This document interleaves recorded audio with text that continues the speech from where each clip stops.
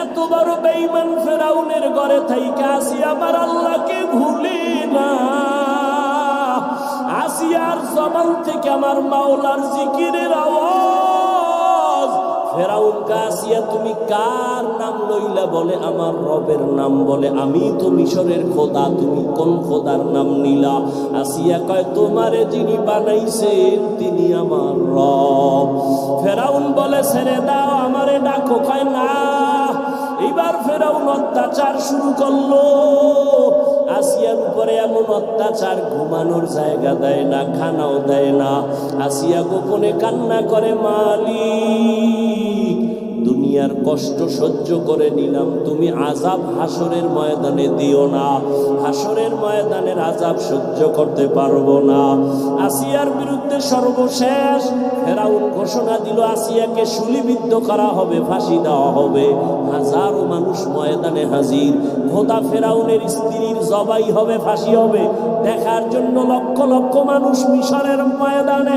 হঠাৎ আসিয়া কাঁদতেছেন, দেখেন মুসা নবী রাস্তা দিয়া যায়। আসিয়া কান্না করে বলে, নবী মুসা জানেননি আমার খবর? কয় জানি। তোমার এখন নাকি ফাঁসি হবে? কয় ঠিক আছে, তবে একটু বলবেন, আপনি তো আল্লাহর সাথে কথা বলেন, বলেন আমার আল্লাহ আমার উপরে রাজি নাকি বেজার? মুসা নবী বলে, রে আসিয়া, আল্লাহ তোমার উপরে খুশি।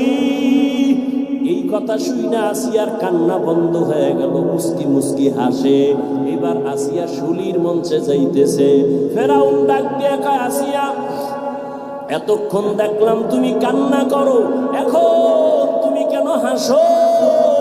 আসিয়া ডাক দিয়া কয়, ফেরাউন তুমি বুঝবা না, তোমার সে চোখ নাই, দেখবা না। আমি আল্লাহর কাছে একটা দোয়া করেছি। ক্বালাত রাব্বিবনি লি ইনদাকা বাইতান ফিল জান্নাহ। আমি আল্লাহকে বলছি, ও আল্লাহ, দুনিয়াতে এত বড় ক্ষমতাওয়ালার ঘরে আমার ঘুমানোর জায়গা হলো না, খানা দিল না। ও আল্লাহ, আমি তোমার কাছে বিদায় বেলা একটা দাবি জানাই, জান্নাতের ভেতরে তোমার পাশে একটা ঘর বানাইয়া দিও রে মালিক। আমি আসিয়া তাকায়া দেখতেছি ওই জান্নাতের ছবি আমার নজরে ভাসে, এবং আমি দেখতেছি রে ফেরাউন, আজকে তুমি আমাকে শুলিতে সরাইয়া মারবা। লক্ষ লক্ষ ফেরেশতা আসমানে অপেক্ষায় আছে আমাকে জান্নাতে নেওয়ার জন্য। এই জন্য আমি হাসতেছি। ও পর্দার আড়ালের আম্মা জানেরা, আপনার সন্তানকে আদর্শ ডাক্তার বানায়া যান, কোরআন পড়ায় যান। জীবনে ডাক্তার হলো আপনাকে ভুলবে না, দোয়া করতে ভুলবে না। কোরআন পড়িয়া দোয়া করবে, মানুষের দোয়া নিয়ে চলবে। ও পর্দার আড়ালের আম্মা জানেরা, আপনার মতো কত মা, কত বোন এই এলাকায় খুঁজলে পাবেন, পর্দা করে, স্বামীর খেদমত করে, মোবাইলে সময় নষ্ট করে না, নামাজ ছাড়ে না। আম্মা জানেরা, আপনারা কেন পারবেন না? এখনো সময় আছে, তওবা করে নেন। রহমতের নবী বলেন, ও আয়েশা, উম্মতেরা বেকার হইয়া যখন আমার কাছে যাবে, আম্মা জান আয়েশা বলতেছেন, নবী আপনি তখন কোথায় থাকবেন? মুসা নবী কান্না করবে, ঈসা নবী কান্না করবেন, ইব্রাহিম কান্না করবেন, তখন আপনি কোথায় থাকবেন? নবী বলেন, আয়েশা, আমি মাকামে মাহমুদে আমার রবের কুদরতের সামনে সিজদায় পড়ে কান্না করব। তবে সব নবীরা নিজেদের জন্য কাঁদবেন, আমি একবারও বলবো না, ও আল্লাহ আমারে বাঁচাও। আমি নবী কান্না করে বারবার বলবো, আল্লাহ আমার উম্মতের বাঁচাও, আমার উম্মতের বাঁচাও, আমার উম্মত যেন জাহান্নামের আগুনে না যায়। আমার আল্লাহ তখন বলবে, নবী কাঁদবেন না, মাথা উঠাইয়া আপনার উম্মত গুলোরে ধইরা ধইরা নিয়ে যান জান্নাতের পথে। ও আয়েশা, তখন আমি উম্মতের ধরে ধরে নিব জান্নাতের পথের দিকে।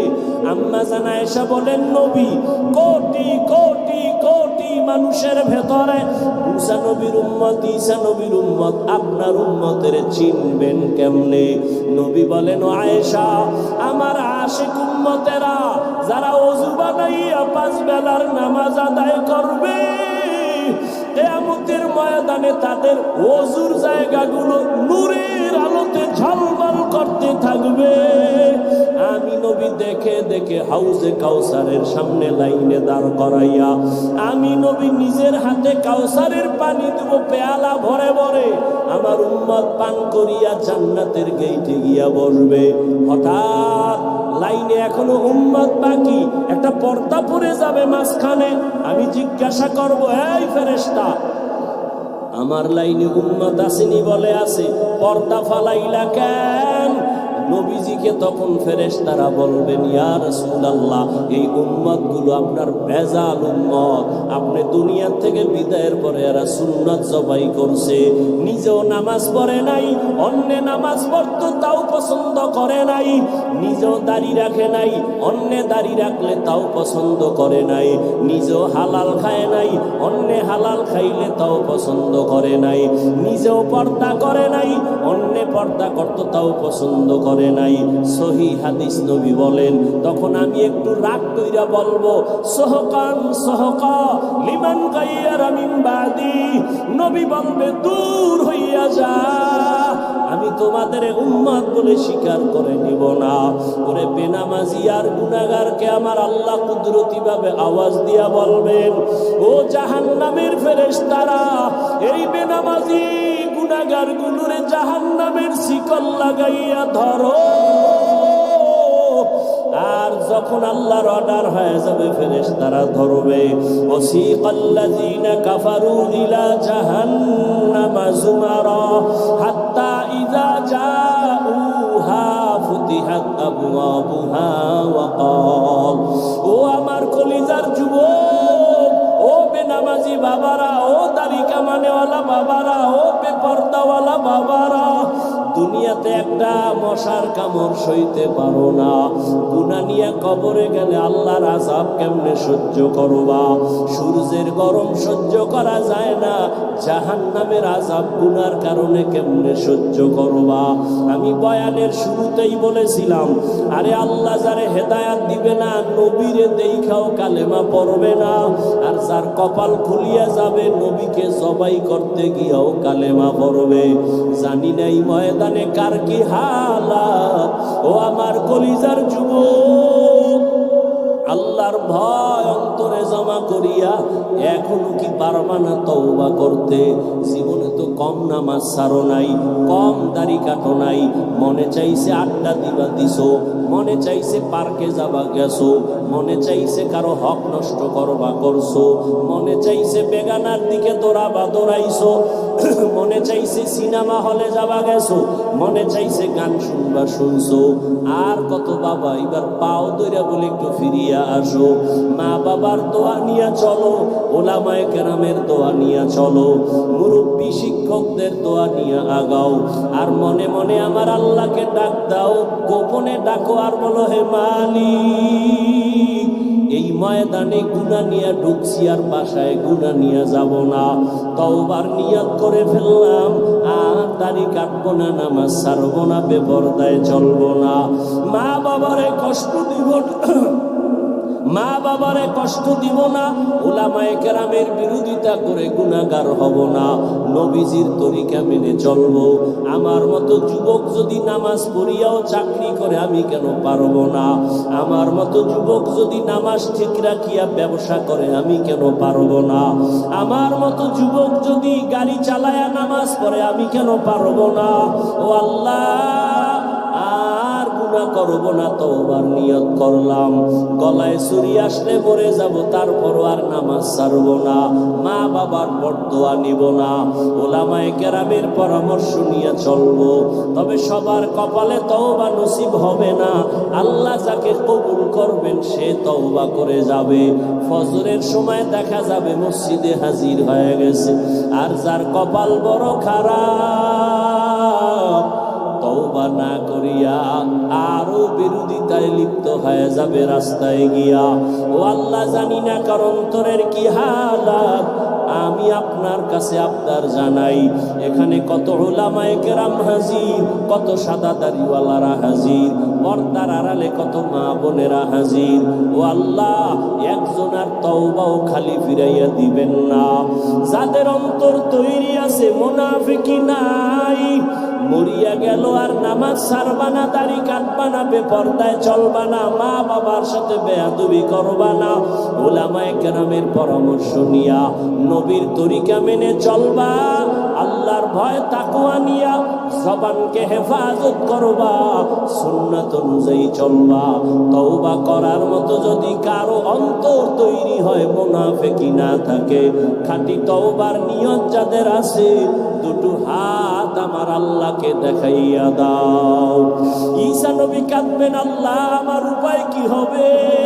উম্মতেরা যাবে সুপারিশের জন্য, বলবে যাও যাও, আমার দ্বারা সুপারিশ করা সম্ভব না। নবী বলেন, আয়েশা, এইভাবে সব নবীদের থেকে উম্মতেরা বিমুখ হইয়া সর্বশেষ তালাশ করবে রহমতের নবী কই, আমাকে তালাশ করা শুরু করবে উম্মতেরা।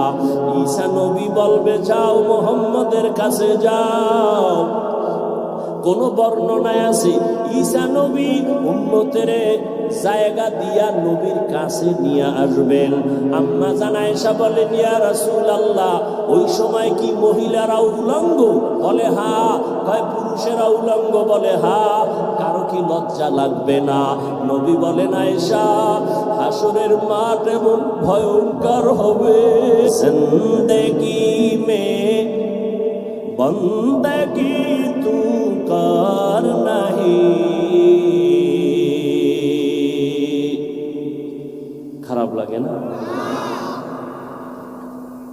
জিন্দেগি মে বন্দগি তু কর নাহি, জিন্দেগি মে বন্দগি শর্মিন্দা হে, जिंदगी में बंदगी शर्मिंदा है। যুবকেরা ভাল লাগে? একতারা হইলে একটু মজা পাইতি, কারণ এখন বাংলাদেশের যুবক তো আপডেট হয়ে গেছে, বাংলা হুনে না, সব হিন্দি। মোবাইলে হিন্দি গান লাগাইয়া লাফায়। লাফাও কেন অর্থ জানুনি, আব্বাও জানে না, আমিও জানি না। লাফাও কেন কয় মজা লাগে। এরে যুবক, ঘুমের মধ্যে মানুষ মরেনি, এই চিন্তাটা যদি বালিশে মাথা লাগায় করতি, যে ঘুমের মধ্যে যদি আজরাইল এসে হাজির হয়, আর আজরাইল আইসা যদি তাকায় দেখেন আমার কানের মধ্যে গানের তার ঢুকানো, মুসলমান হিসাবে যদি চিন্তা করতি, কানের মধ্যে গানের তার লাগায় ঘুমাতে পারতি না। আল্লাহর ভয় তাকওয়া নাই, এ কারণে বয়ান তো তুমিও জানো, এরপরও আমলের খাতা বড় শূন্য। এর কারণ কি? একমাত্র কারণ জাহান্নামের আযাবের ভয় অন্তরে নাই, তাকওয়া নাই। আর কে দারাত খৌফে হক দার দিল মাদাম, জান্নাতুল মাওয়া দেহাত রামাকাম, জুজবা হক জি জে মখাদ ইনসো জা ফজলে উআ মস্তে দরজু লা জাহা। কত সুন্দর কণ্ঠওয়ালাদের, কত সুন্দর হামদে বাড়ি তাআলা, কত সুন্দর নাতে রাসূল। এগুলো শুনো, গান শুনো না। সারা রাত মোবাইলের ডিউটি তো করবি, আমার বয়ানি কি আর হেদায়াত হবে? তবে দাবি আমারে যুবক, মাঝে মাঝে যখন ঘুমাইয়া মোবাইলের ডিউটি শেষ, এখন ঘুমে যাবি যাবি ভাব, মাঝে মাঝে আমার একটা আবদার রক্ষা করিও। যখন তুমি ঘুমায় যাইবা, তোমার মোবাইলের ডিউটি শেষ, ঠিক ওই সময় ইউটিউবে ঢুইকা সার্চ দিবা কোরআন তেলাওয়াত, দেখবা মক্কা মদিনার ইমাম সেখানে হাজির। একজনের তেলাওয়াতের উপরে টাচ করে মোবাইলটা ওপেন করো, তেলাওয়াত চলতে থাক, বালিশের কাছে মোবাইলটা রাইখা আস্তে ঘুমায়া যাও, তেলাওয়াত শুনতে শুনতে ঘুমায়া যা। ইনশাআল্লাহ এক সপ্তাহের মধ্যে নিজেই চোখের পানি ছেড়ে তওবা করবি। কোরআন তেলাওয়াত শুনবো, নাচ শুনবো, আর কানে নিব না। यहाँ हम सब मुसाफिर दिल ना लगा, अहले दिल की नजर से रूह करता जा, यहाँ हम सब मुसाफिर दिल ना लगा, अहले दिल की नजर से रूह करता जा, शाह दौलत सब फकीर घर नेक ने, शाह दौलत सब फकीर घर नेक ने, जिंदगी में बंदगी तू कर नहीं, जिंदगी में बंदगी तू कर नहीं, जिंदगी पे बंदगी शर्मिंदा है, जिंदगी पे बंदगी शर्मिंदा है, जिंदगी में बंदगी कुन बंदगी, बंदगी में जिंदगी शर्मिंदगी। 72 দল জাহান্নামে যাবে, এক দল জান্নাতে যাবে। সাহাবায়ে কেরাম বললেন, মান হিয়া ইয়া রাসূলুল্লাহ। 73 দলের মধ্যে যেই দলটা জান্নাতে যাবে তাদের পরিচয়। রহমতের নবী বললেন, খেয়াল করেন, এই বক্তব্য যা কিছু সব শেষ, বাকি শুধু হাত উঠাবো আর মোনাজাতটা দেব, এই কামটাই বাকি। আপনারা ইশারা দিলেই কিন্তু আমি মোনাজাত দিয়ে ফেলাম, আর হাত যদি উঠাইয়েই ফালাই, চিল্লাইলেও আর হাত নামবে না, বয়ান হবে না, চিল্লাইলে বুঝবো মোনাজাতে অ্যাকশন শুরু হয়েছে, আর বয়ান হবে না। আর একটা পয়েন্ট মনে রাখবেন আজীবনের জন্য, বয়ান হওয়া ভালো মন্দ সব কিছু, এটা বক্তার কোনো এলেমের ক্রেডিট না, বাহাদুরি না, আল্লাহর জাতের কসম। বক্তার বয়ান ভালো মন্দ সব কিছু নির্ভর করে শ্রোতাদের অন্তরের মোহাব্বত আর আকর্ষণের উপর। আমি এখন যতক্ষণ বয়ান চালাবো শুধু আপনাদের আন্তরিকতা আর মোহাব্বতের উপরে। আপনার জরুরতে আপনি উঠবেন, বাসায় যাবেন, আমার জরুরতটা কি কম নেই? আমিও উঠেছিলাম। নিজের ক্ষতি করবেন না, অন্যের ক্ষতি করারও দুঃসাহস করবেন না। আপনার যদি দীর্ঘ টাইম বসার পাওয়ার না থাকে, ভিতরে ঢুকছেন কেন? আমার বহু আল্লাহর মহব্বতের বান্দারা ওই দাঁড়ায় বয়ান শুনে, ফাঁকে ফাঁকে যদি চায় বিড়িটাই না আবার আইব, কোনো ডিস্টার্ব হবে না, দেখাও হবে না। ভেতরে ঢুকছেন কেন? ঢুইকা ডিস্টার্ব করেন কেন? এখানে কত সাদা দাড়িওয়ালা মুরব্বীরা বসা, কত উলামায়ে কেরাম বসা, এদের ডেঙ্গিয়ে বের হয়ে যান জুতো দুইটা হাতে নিয়ে, ভয় লাগে না? না হয় বলেন আমি মোনাজাত দিয়ে দেই। পৃথিবীতে কথা বলার মতো পৃথিবীতে আর কষ্টের কোনো কাজ নাই। আর সেই কথা বলনেওয়ালার যদি টাইম মতো ঘুম না থাকে, সারা দিন রাতে মাত্র 3 ঘন্টা ঘুমায় এখানে আছে। সকাল 10টায় বয়ান করছি রাজশাহী, আল্লাহর কুদরত ছাড়া আমরা চলতে পারতেছি না। এরপরে বক্তব্য যদি 10 মিনিট হয় টেনশন থাকে না। আবার যদি কেউ লেখা দেয় আধা ঘন্টা দেখেও বলা যায়, কিন্তু আনলিমিটেড দেখার কায়দা নাই, মুখস্থ চলতেছে। আবার এক লাইনের মানুষ হয় তো টেনশন নাই, তাবলিগ নিয়ে সাইজ পিসাবের মুরিদ এক চাটিয়া বয়ান। বাংলাদেশে যত লাইন আছে সব লাইনের মানুষ এখানে বয়ে রয়েছে। এত লাইনের মানুষ নাই, আসর পরে নাই, মাগরিব পরে নাই, এশাও না, এরকম আশেক নাই।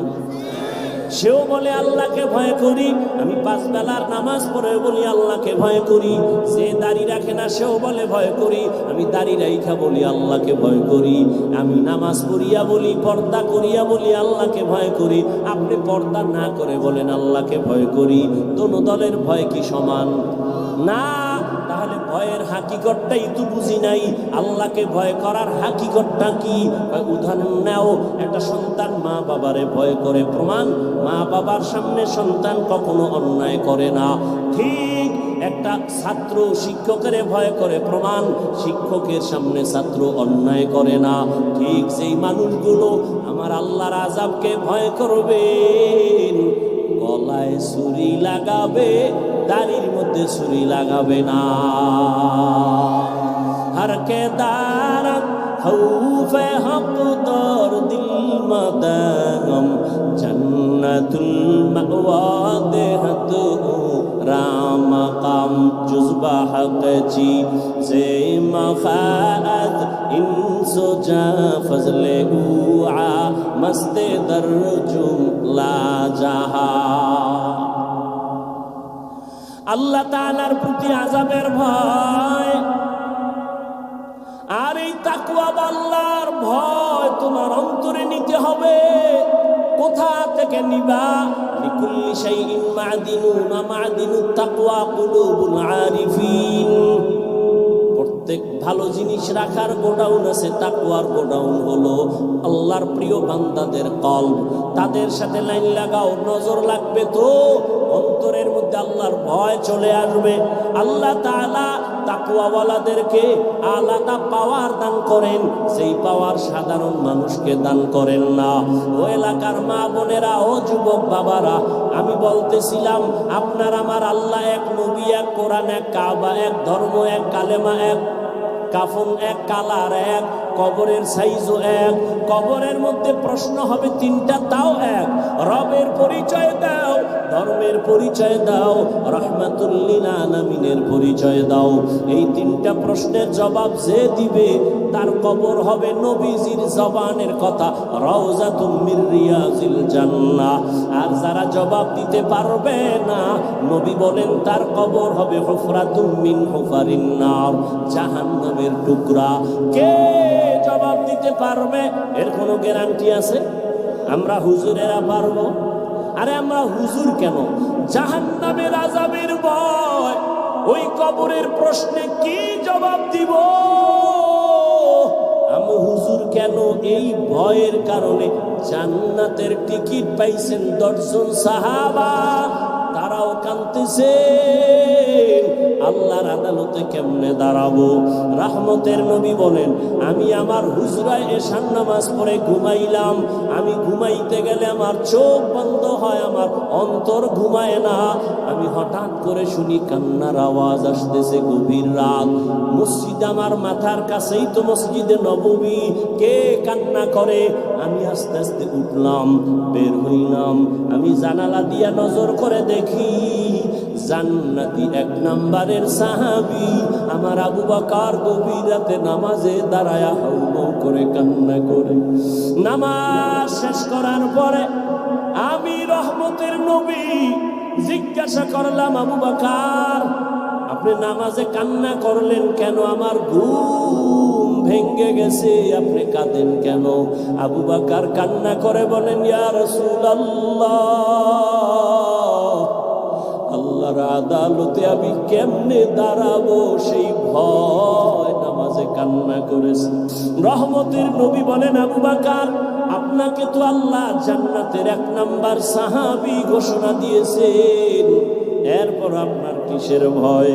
আবু বকর বলেন, ইয়া রাসূলুল্লাহ, যে আল্লাহ আমাকে খুশি হইয়া জান্নাতের টিকিট দিয়েছেন, ওই আল্লাহ যদি আমার উপরে আবার কোনো কারণে বেজার হইয়া যায়, টিকিটটা ক্যান্সেল হয়ে যাবে। এই ভয়ে কান্না করি। হাসরের ময়দানটা বড় ভয়ঙ্কর। ও নবী, আপনিই তো বলেছেন, আল্লাহর নবী আপনিই তো বলেছেন এই জমিন হবে কিয়ামতের মাঠ, আরাফার ময়দান হবে আল্লাহর বিচারালয়, আদালত। নবী আপনিই তো বলেছেন, আর কান্নাও করেছেন আপনি নিজে। কিয়ামতের বয়ান করতে গিয়া নবী আপনি কান্না করেছেন, আমরাও কান্না করেছি। কিয়ামত নাকি এমন ভয়ঙ্কর, জমিনটা সমতল, সব নারী আর পুরুষগুলো উলঙ্গ দাঁড়ায় যাবে, সব উলঙ্গ দাঁড়াবে। হাসরের ময়দানে সূর্যের গরম যখন শুরু হবে, মাটির জমিনটা সূর্যের গরমে তামা হয়ে যাবে। অন্যদিকে জাহান্নামের আওয়াজ, আবার আল্লাহ নিজে রাগান্বিত আওয়াজ দিয়া বলবেন, লিমানিল মুলকুল ইয়াউম লিল্লাহিল ওয়াহিদিল কাহ্হার। আল্লাহ তাআলার রাগান্বিত আওয়াজে হাসরের ময়দানটা থরথর করে কেঁপে উঠবে। ওই সময় নবীরা পর্যন্ত কান্না করবেন, উম্মতেরা পাগলের মতো দৌড়াইবে। আমার নবী বলে, আমিও তো কান্না বরদাস্ত করতে পারি না। আম্মা জান আয়েশা বলেন, ও নবী, আমার রুমে বৈশা কেন কান্না করেন? নবী বলেন, আয়েশা, কিয়ামতের ময়দানের কথা মনে পড়েছে, আমার উম্মতের কি উপায় হবে? মুসা নবী কাঁদবেন, আল্লাহ আমার উপায় কি? ঈসা নবী কান্না করবেন, আল্লাহ আমার উপায় কি? অথচ নবীদের কোনো গুনাহ নাই। কেমন ভয়ঙ্কর অবস্থা হলে নবীরা পর্যন্ত কান্না করবেন।